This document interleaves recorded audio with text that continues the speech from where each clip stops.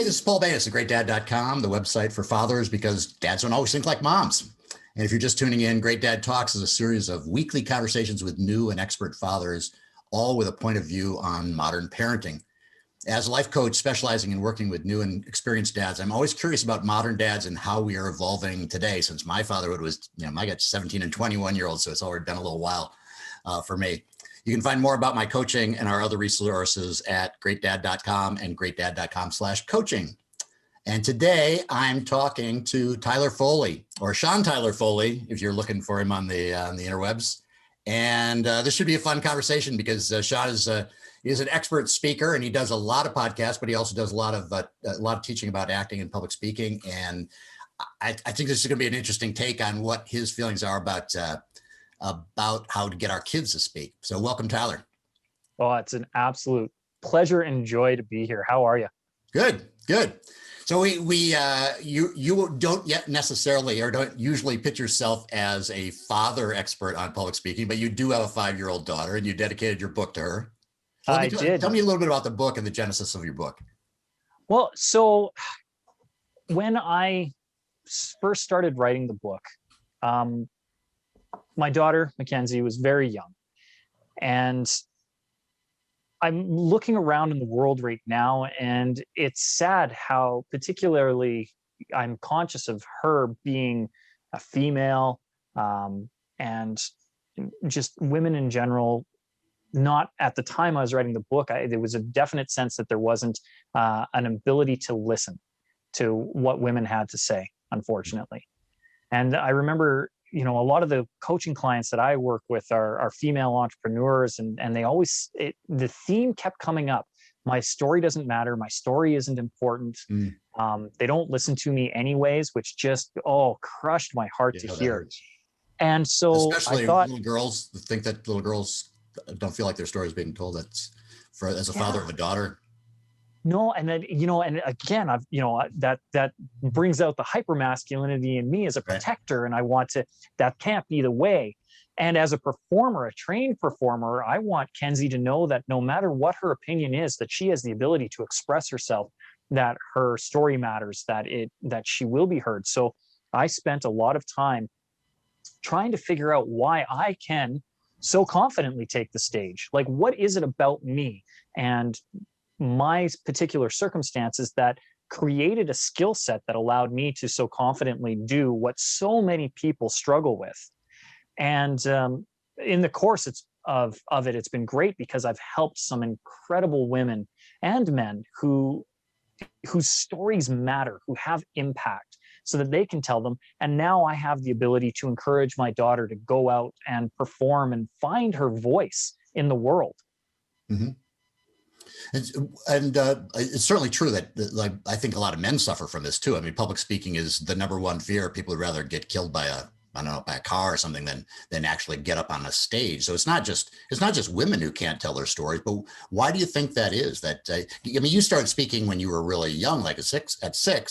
And a lot of kids take to it, they're natural actors or whatever. But so many kids, even though they might start out as, wild kids in the classroom or whatever, they either learn to tamp that down because of the cultural considerations, or they just grow out of that phase and just never want to do it again. Well, and you hit the nail on the head. It's learned behavior.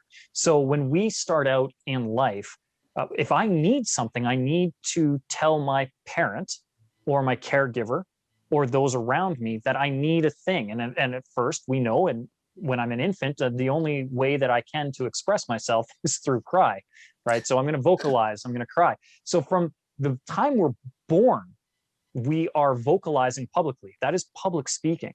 That's something that is a basic skill, and we all have it. And as we grow older, fear becomes introduced to us. We're not born with fear. And even though your kids are 17 and 21, mine is 5, you think back, right? How terrifying was it when they were 3 and 4 and 5? Because they don't have fear. And that's when you have to do that hypervigilance where you're like, no, you can't touch the stove. It's hot. These are the consequences of it. You need to fear that. Yeah. But then we get the societal fears. And I was blessed to have started on stage at 6 years old, as you had pointed out. And for me, I realized that I was introduced to an audience, to applause, to cheers. Nothing feels better than getting a standing ovation. It is one of the most powerful things that you can feel as a human being, to have an entire room or auditorium or theater stand up and clap. The sound that comes from it, the joy that resonates through an entire audience and yourself. It's a wonderful experience. And I want my daughter to have that. And so when we're young, if we can be exposed to some of these things, again, I was lucky because I got to do speech competitions, and it was this thing that I did well, and it was encouraged. Mm-hmm. And that's the key. If you encourage something, then it's not fearful. It's when there's the fear of judgment is really what it is. So I think of like little girls, or even worse, little boys who are in dance class, right? And they're in their first ballet recital. And they're excited to do that until they're told that they shouldn't be excited to do that, right? Like when they're 5 and 6 and they go on and they don't know the choreography, and the teacher's there and showing them what to do and how to do, right? Smiles, kids, smiles. Right. And they go on and they just go and they bob up and down and they twirl and they go off stage, and then they giggle and they have some oranges backstage, right? But suddenly around 10 or 11 or 12, now there's competition. Yeah. Now I have my solo, or I have this, or I'm specializing in a dance. I'm going to do lyrical. And now all of a sudden there's judgment, right? You're rated on how well you did this thing. And that's where the fear comes in. What if I screw up? What if I don't? And all of the what ifs and the stories, the false and negative stories that we start to tell ourselves that get reinforced through these actions in society, that is where the fear comes from. And so I would encourage people to just do things because they're fun, and do it for fun for as long as you can. Yeah. You know, when I was in hockey, I was in just the recreation league. I didn't, I was just playing house. Like it was fun. I got to express myself. If I let a goal in, so what? We're playing the same 4 teams over and over and over again, right? It didn't matter. Right. But I had friends who were in the more organized leagues, and the one goal, I knew a goalie who would puke before a game, every game, just like Gump Worsley, and you're like, that shouldn't be. Yeah. Well, Canada, Minnesota. That's the level of seriousness they take it. But I get the point is that as long as it's still fun, it's just for fun. But how do you prevent these things like public speaking should be something that almost everybody feels comfortable about. It's such a key success factor as you move along in your career. Most white collar jobs require some element of public speaking, and yet so many people get to that level of their success, and they don't want to do it, and they aren't any good at it. But on the other hand, we're in there between 10 and 20. Do we keep them interested in it without encouraging this potential for failure? Well, so first of all, as a parent, recognize that public speaking is one of the top soft skills, as you pointed out. The fear of public speaking has a 10% impedance on your ability to earn a wage, and has a 15% reduction in somebody's ability to get a promotion. Yeah. So when you combine the two, you're drastically limiting yourself if you believe the self-talk. So one of the things that I would encourage all parents to do with your children is be, first of all, mindful of when the language that we're using when we're asking them to be quiet. Do you know what I mean? Mm-hmm. Because that can have lasting impact. And I'm very conscious because they're 5, right? Kenzie's going to be talking and saying things when it is not an appropriate time. Right. But I'm very conscious of letting her know that this just isn't an appropriate time to be talking at that volume. What do you need to communicate right now? And how do we do that in a better way instead of quiet or shut up, right? Because that language starts to embed, and it really starts to program somebody that my words don't matter or that I'm not important. And her words are important. I just am on a podcast right now. Daddy's got to work. Right. I want to hear your story. And I think that's the key. I do want to hear her story. And I think it's great that she feels so free to share that.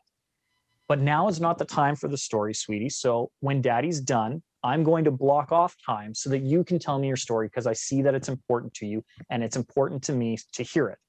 Yeah. And by having that language around it, I think I'm encouraging her to continue to use her voice and to tell stories. Like, she tells some crazy, crazy stories at 5 years old. It's fantastic. I love it. I love writing them down. Like, I've got a recording of anytime she tells a story, I try to record it because I want to go back in 10 or 15 years when my biggest fear, she comes and she goes, I'm just not creative, Daddy. I just, I don't think. I'm like, you want to see creative. Yeah. Look at what you colored at 5. This is the story that you told at 3, right? This is the show that you were in. This is the commercial that you did. Like, you are a creative and brilliant human being, and let's support that.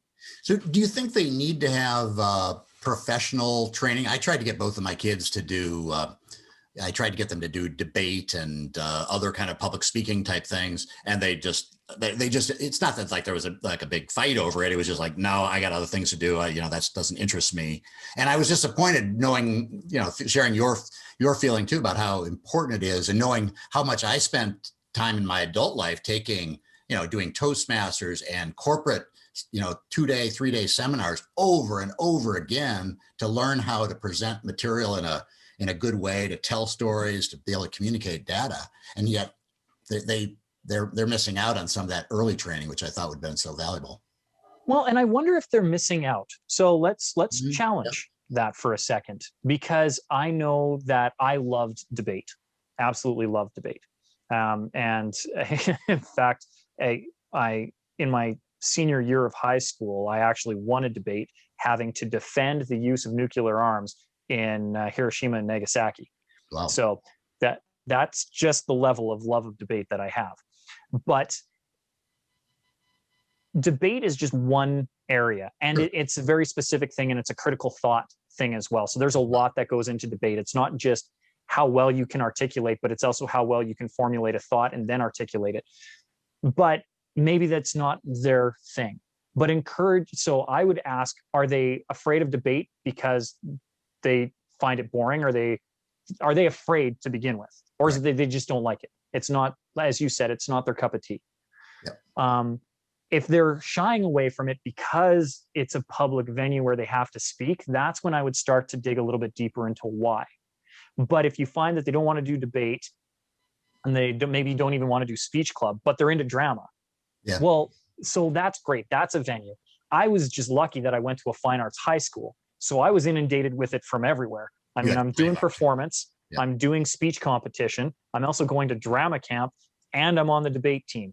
So I was going to be public speaking no matter what I was doing. It was just in my nature and my DNA.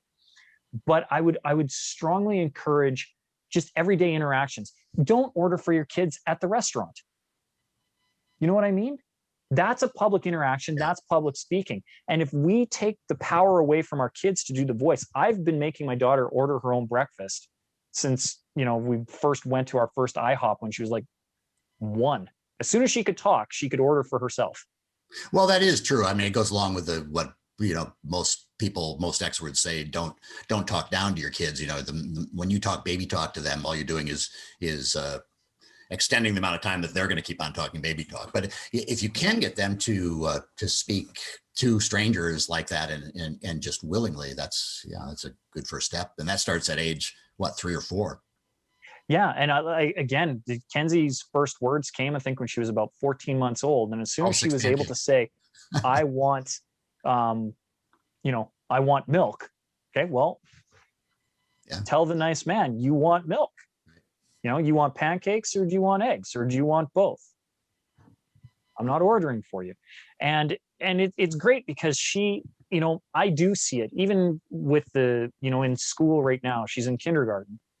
And to be able to see the difference in speech pattern with her, I'm a proud dad. I'm not going to even pretend otherwise. Like, I'm total brag on my kid.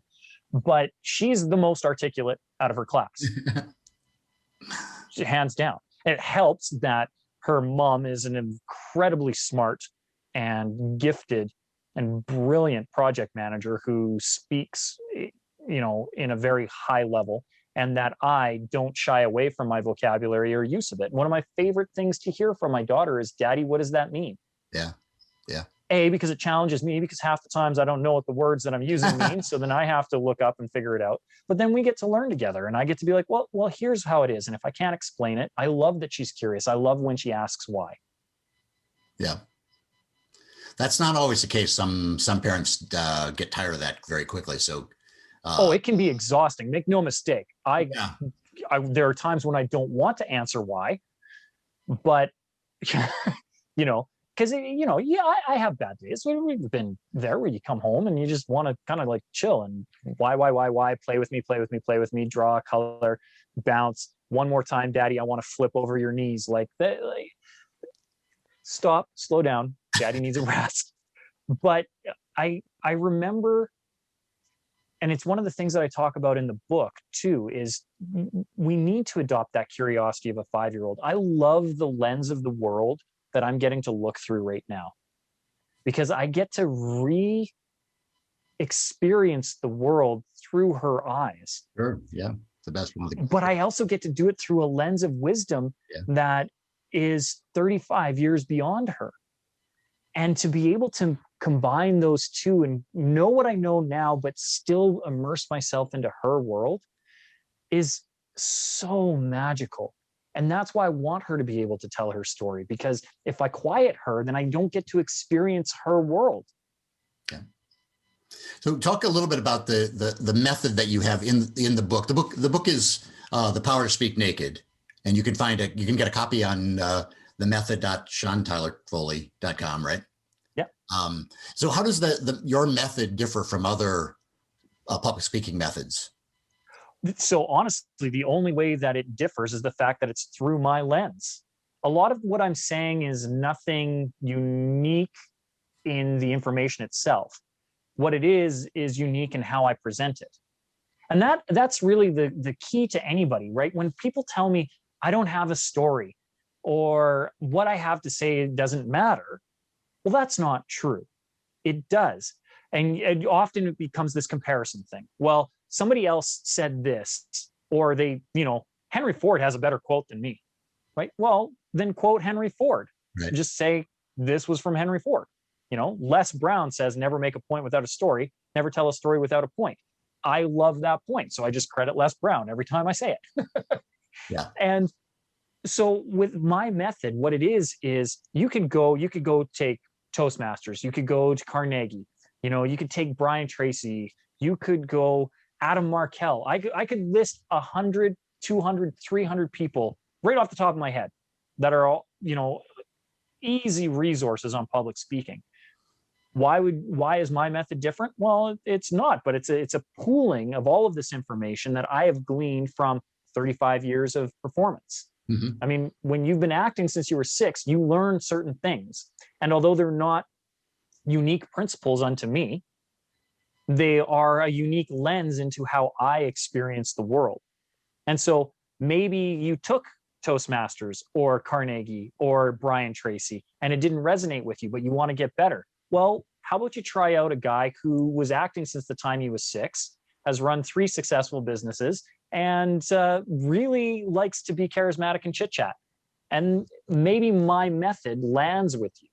And that's why we put the method together, because it's just 5 really simple, actionable strategies that anybody can use. And I know that because they're the things that I use with my daughter, and she's 5. So if a 5-year-old can do it, you can do it. Yeah. Yeah.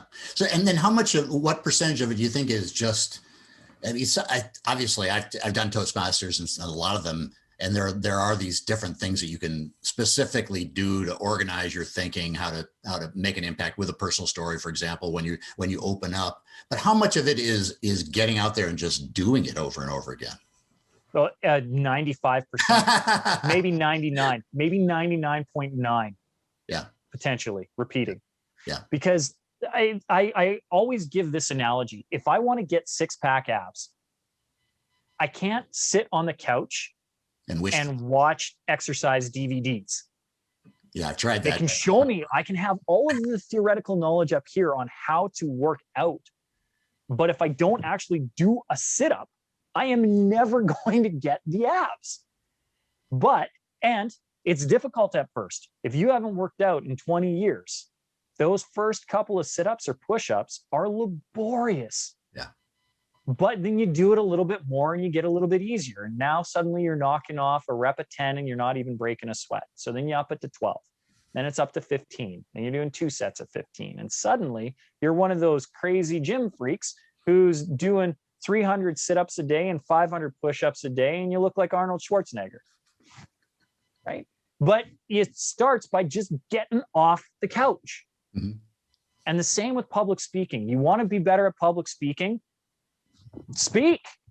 You're doing it in public anyway. And there's 1,000 opportunities. And I'm not talking to the people who want to be up on stage and be the next Tony Robbins. I'm talking about getting that 10% income boost, improving your odds by 15% of getting a promotion, which also comes with an income boost. Yeah. Right? Get up in front of the boardroom. The next time somebody says, who wants to present on this, be the first to raise your hand. Yeah.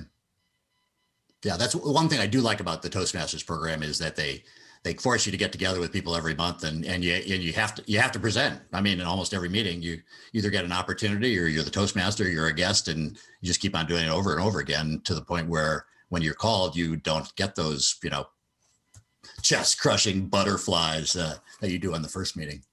Well, and so let's go into that, though. That's because it's a safe environment. Yeah, too. Yeah. Everybody's going to be supportive. They're all going to clap. So when you asked, how do I make sure that my kids grow up and don't have a fear of public speaking? Give them the safe environments. Give them the opportunity to talk. And as dumb as it is, that starts in the restaurant or at family dinners. And they want to have it, and let them know, give them the structure as to when it's appropriate and when it isn't. It's going to be helpful for you too, right? Because if you know that your kids know this is the appropriate time to talk, this is not the appropriate time to talk, not that we don't want to hear you, your voice is important, your story is important, your opinion matters to me. This is the proper venue and time in which to express that. Now there's structure to it so that when they go to stage, there is a structure. So if I am going to present and have public speaking, I know that when I get on a stage, my body is there to perform because that's been conditioned in me since I was 6 years old. Stage means perform. I've also been conditioned to know perform well, audience claps. Perform really well, audience stands. We want the audience to stand. It all becomes conditioning. So give them a safe space to express themselves at an early age, and you're setting them up for a path of success that is exponential. Yeah, it's probably something that's missing after like kindergarten, when a kid does, his first presentation in second, third grade, the story of the whale or whatever it is. The teachers rarely say, okay, everybody give a big round of applause at the end of everyone. They're just like dead silent. Any questions? Of course, nobody wants it. That's just over. Okay, sit down, Johnny. And then we just move on. And the kids don't get that. I mean, I'm not for participation trophies, but public speaking is one of those things where people need to they need to feel like they were heard and that they, that it wasn't an unpleasant experience. Well, and I think that's too. So you need to be in a supportive environment where you're encouraged to speak up, but I also believe in a little bit of critical feedback too. Later on. So like with my daughter. You with your daughter. I want to hear what you have to say, sweetie. Can you lower your voice to an inside voice, right? So that I can receive that information better. Or I appreciate the story, but do you need to be running around while you do it? Can you give me some eye contact, right? And I will come to her level to make it easier for her. And we can play around and, she gets that, but it's giving them the feedback early. So now I feel more composed when I get up and show and present on stage. And to your point, not all schools will just sit politely and listen. One of the things that I like the most about the school that we're taking Kenzie to, and one of the reasons we chose it, is they actually have a speech club. So do you think Daddy liked that? Yes, he did. Wow. In elementary school, that's really in elementary. And as part of it, and it was funny that you mentioned it because I'm like, well, they do it at Kenzie's school. at the end of every presentation, it doesn't matter who presents, whether it's an adult presenting or whether it's one of the students presenting, everybody claps at the end. It's one of the things that they're trained to do very, very early. Now, I recognize that that's not every school. In fact, it's definitely an exception to the rule. But man, wouldn't it be great if it wasn't? Yeah. You also talk a little bit about finding your why, and that's a big topic right now, especially among coaches. And I'm just interested in how you got to that point, and when is the earliest point in a person's life do you think that they could start talking about finding their why? Because in coach speak, it's so big, is trying to figure out, based on your past life experiences and your values, why you were put here on this earth. If there was any purpose at all, and it's hard to live a life of purpose without having a purpose. But finding that why is just such a critical question, and so many people live their entire lives without a clue. What do you think? And it's funny because you'd ask, when is the earliest? I would say the earliest is as soon as you have the first question, right? As soon as you're like, well, why does this matter? Well, I don't know. Why does it matter? Again, Kenzie's 5, she asked me why, and you said people get exhausted with that, and I'm one of those people. But as a safety consultant, which is one of the many hats that I wear, we have to often do incident investigations. And the key to any investigation is to do the root cause analysis, find out why something happened. And there's a whole bunch of different processes, from Taproot to the Swiss cheese model. The one that I usually use is called the 5 whys. Now, I love the method because it has you asking why, but I don't like the name because it implies that you only ask 5. So I actually call it the Mackenzie principle, based off of my 5-year-old daughter, who asks why and doesn't stop asking why until she has answered all the questions in her mind. She has fully satiated her curiosity.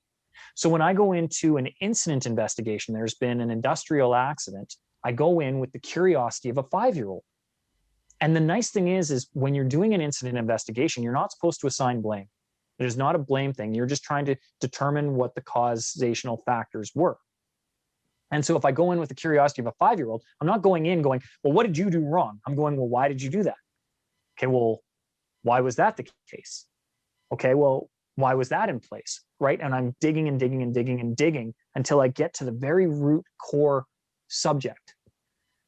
And when I've taken that and I've worked with my coaching clients with that. So why do you want to be a speaker, or why don't you want to be a speaker? Why are you afraid of public speaking? Well, why is that? Where did we go? And so I start driving in and we just do this why. And so it's funny because everybody's like, well, how do I find my why? Well, ask why. Why do you want to do the thing? Or why don't you want to do the thing?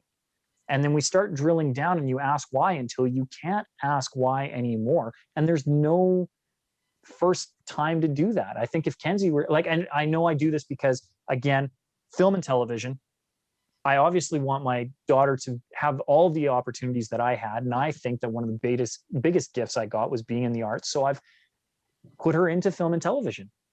And lately, last couple of months, she's not wanted to do the auditions.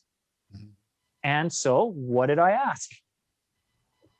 Why? Mm-hmm. And she, her first one was, well, it's not fun. Okay, well, why isn't it fun? Because that's a big red flag for me. If it's not fun for her, I don't want her doing it. Yeah, right. Well, because we just go down into the basement, Daddy, which is true because in a COVID era, all auditions are self-taped. Now, I'm lucky in that I have a very nice studio in the basement because I do this for a living. Right. So it's easy for me to just pop her down here. But here's the problem, Paul. Right behind this screen is her playhouse. So when the screen goes up, the playhouse goes away. Exactly. So for her, this means that this is work now. This is not play. Right. And when I found that out, I was like, okay, sweetie, is there somewhere else you would like to audition? We need to have a blank wall, but Or do you want me to put the wall up? Because usually what I do is I leave it down because I'm lazy. Yeah. So now that I know to put it up, now she wants to audition again. But I needed to ask why. And her why was, well, it's not fun when this is. But it wasn't that it wasn't fun for her. It's that this equaled no playhouse. Yeah. So I had to dive into that why. And so that was a quick why for her. Why doesn't she want to do film and TV? Because it meant no playhouse, not because she wasn't having fun doing it or that she didn't find the work fun. Right. And so, and for me, my why is her.